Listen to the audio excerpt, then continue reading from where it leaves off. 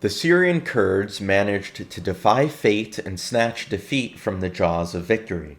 From controlling vast swaths of Syrian territory and holding critical dams, oil fields, and natural gas facilities, they have now effectively ceased to exist as a cohesive force. And this is how they lost everything. Prior to the fighting, the revolutionary government offered the leader of the SDF, Mazloum Abdi, extremely generous peace terms. Various generous deals were on the table since March 2025, but the SDF dragged their feet throughout the talks and never made any concrete commitments, a choice that would later be recognized as a terrible miscalculation. What makes this early proposal particularly striking is that Damascus, historically one of the most centralized states in the Arab world, was offering something approaching a near semi-autonomous military and administrative arrangement. It would have allowed the SDF to enter the Syrian state structure not as a defeated militia absorbed into the rank and file, but as an intact Kurdish-led formation retaining much of their institutional power. The earlier proposal would have integrated the entirety of the Hasaka, Deir ez-Zor, and Raqqa SDF divisions into the Syrian state structure, while allowing for shared control of border crossings. This is significant because it would have preserved the SDF's organizational integrity, a rare concession in the Middle East, where governments almost always insist on the dissolution of rival armies as a precondition for peace. Under this proposal, the SDF's brigades and divisions would have remained cohesive, identifiable, and maintained their own chains of command, internal discipline, and military identity. The deal would have also allowed continued SDF deployment in their conquered areas, meaning that Kurdish forces would still operate as a primary security presence in much of northeastern Syria. One of the most important freedoms granted to the SDF would have been the shared control of border crossings. These crossings, particularly the ones connecting northeastern Syria with Iraq's Kurdish autonomous region, are not simply points of entry. Rather, they are arteries of political influence, cross-border legitimacy, and economic survival. The SDF's administrative model relied on customs fees, oil transport taxes, and revenue from fuel shipments moving to and from Iraq. Shared control of the crossings would have allowed the SDF to continue collecting these revenues while maintaining political relations with the KRG. Additionally, shared control meant that Damascus could not unilaterally close commerce routes nor impose a sudden economic blockade on SDF territories. With shared border governance, the SDF would have retained a seat at every negotiation involving trade, customs, and transit, a critical source of leverage in the Syrian political arena.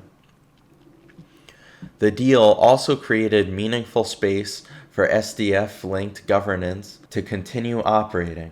The Kurds' administrative structures, from municipal councils to education departments, were a core element of Kurdish aspirations for local self-rule. The proposed agreement indicated that SDF-linked Asayish internal security forces would remain at least partially active, and that local law enforcement could remain Kurdish-led even if nominally tied to Damascus. In effect, the SDF could have maintained its unique model of local autonomy and Kurdish ethnic governance, while still being recognized under the umbrella of the Syrian state.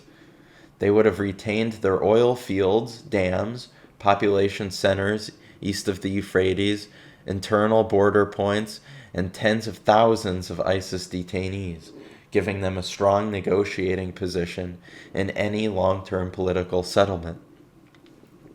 These extraordinary terms should have been accepted instantly. Instead, in late December 2025, the SDF attacked Syrian army positions in Aleppo City. This was a strategic disaster. The SDF leadership appeared to believe that applying limited military pressure would force Damascus to grant even more concessions, or that the United States would intervene if the conflict escalated. Both assumptions were catastrophically wrong. Once the SDF refused to withdraw from the Sheikh Maksud district in Aleppo, the peace talks quickly collapsed. By early January 2026, U.S.-mediated negotiations failed, and the SDF officially rejected the generous proposals which were offered to them. On January 6, 2026, intense clashes erupted between Syrian government forces and SDF units in Aleppo, triggered by the SDF's refusal to withdraw. The fighting resulted in a decisive Syrian army victory, forcing the SDF to surrender all positions in Aleppo city. This battle also revealed something the SDF had seemingly failed to consider. The revolutionary Syrian army was no longer the weakened, exhausted force that it had been earlier in the Syrian conflict. Newly restructured divisions, bolstered by experienced officers and reorganized around combined arms doctrine, proved far more capable than expected. Damascus interpreted the SDF's defeat in Aleppo city as a sign of strategic vulnerability and began planning a broad, multi-phase offensive to retake the entire northeast. On January 13th, the Syrian government launched a full offensive across northeastern Syria, initially targeting eastern Aleppo governorate around Deir Hafer and Maskana. This marked the formal start of the 2026 northeastern Syria offensive. Syrian forces advanced using a doctrine learned over years of conflict: combined arms maneuver supported by drone reconnaissance, electronic warfare, armored spearheads, and tribal militias that provided local intelligence. Between January 14th and 16th, Syrian forces secured military bases, weapons storage depots, and transportation nodes. Meanwhile, Arab tribal forces, long resentful of Kurdish dominance in Arab-majority regions, revolted against the SDF in Deir ez-Zor and Raqqa governorates, providing Damascus with both fighters and critical local legitimacy. By January 18th, Syrian units seized all major oil fields in Deir ez-Zor governorate, including the country's largest Al-Amar oil field.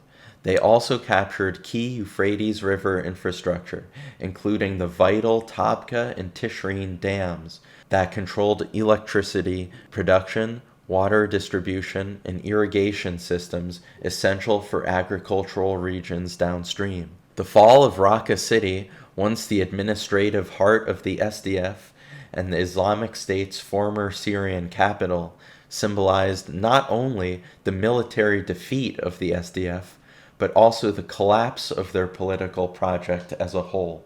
On January 19th, SDF forces retreated from Raqqa as Arab civilians tore down Kurdish monuments and statues, signaling the breakdown of SDF influence in Arab-majority areas.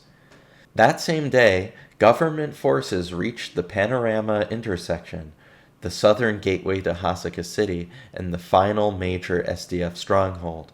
The SDF were now in full retreat on virtually every front. By January 20th, the SDF agreed to withdraw all remaining forces, including saboteurs and partisans, from Raqqa and Deir ez-Zor governorates within 1 month under a ceasefire negotiated in Damascus. The Syrian government began assuming control of border crossings and oil and gas fields previously operated by the Kurdish forces. The United States declined to intervene, stating that the SDF's mission had, quote, largely expired, and signaling that a full troop withdrawal was under consideration. Under the terms of the new agreement, Damascus demanded full integration of SDF fighters, full territorial handover, loss of autonomy, and subordination to central authority. Crucially, the Syrian government insisted that SDF fighters join the Syrian army piecemeal, not as intact brigades or divisions. This ensured the complete destruction of the SDF as an organized Kurdish-led force. Damascus also demanded a full list of the names and identities of SDF commanders and leadership, ensuring that Kurdish political networks could be monitored, co-opted, or dismantled. Border crossings were to be given fully to Damascus, eliminating Kurdish control of trade routes. All oil and gas resources were placed under exclusive government ownership, stripping the SDF of their economic base. State institutions would replace SDF civilian structures, and the Asayish internal security forces would be dissolved or absorbed into government police.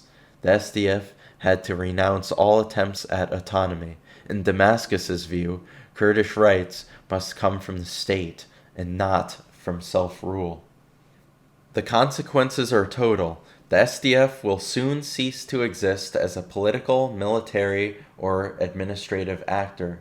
They will inevitably surrender all territory, all resources, all border crossings, and all prisons. They will have no choice but to abandon the political project of Rojava and submit entirely to a centralized, non-federal state. With this, Syria will have restored full sovereignty over the northeast. The response from the United States has been that of indifference. Washington signaled a desire to withdraw and avoid deep involvement in the escalating conflict. New reporting suggested U.S. officials were considering a, quote, complete withdrawal. Washington refused to intervene as the SDF lost territory, and SDF appeals for military assistance went unanswered. U.S. strategists increasingly viewed the SDF as a spent force, no longer useful as a counter-ISIS partner. Instead, the U.S. began pivoting toward working with the Syrian transitional government. A unified Syrian state, especially one friendly to U.S. interests, helps counterbalance Iranian and Russian influence in the region. This shift mirrored broader U.S. geopolitical patterns. When non-state partners lose strategic value, Washington recalibrates, often abruptly. The strongest U.S. support the Kurds received were strongly worded tweets from Lindsey Graham. As stated in my previous video, the U.S. often prioritizes installing strongmen aligned with State Department interests. This situation appears no different. Syrian leader al-Shara is positioning himself as a friend of U.S. interests in a manner similar to the state of Jordan. The land captured by the Syrian army, however, is what will truly reshape the country's future. The oil and gas fields in the Deir ez-Zor and Raqqa governorates represent Syria's most important sources of national revenue. Capturing them will dramatically shift the economic balance of power and will restore the Syrian government's fiscal capacity. Meanwhile, the Euphrates dam complexes, including the Tabqa and Tishreen dams, control much of Syria's power grid, water flow, and agricultural systems. Whoever holds these dams holds authority over the electricity, irrigation, and regional food security. And while media often focuses solely on oil and dams, people can still survive without electricity, but not so much without food. Northeastern Syria's fertile farmland, long known as the country's breadbasket, produces the majority of Syria's wheat and barley, especially along the Euphrates floodplains. Control over these agricultural zones allows Damascus to stabilize national food supplies and influence populations that previously relied on SDF distribution networks. By regaining these areas, Damascus strengthens national food security and also gains export opportunities as the land becomes more productive. In capturing these territories, The Syrian government regained its economic engine, political leverage, resource base, and strategic dominance over the northeast, whilst simultaneously dismantling the SDF's ability to function as an autonomous force in any capacity.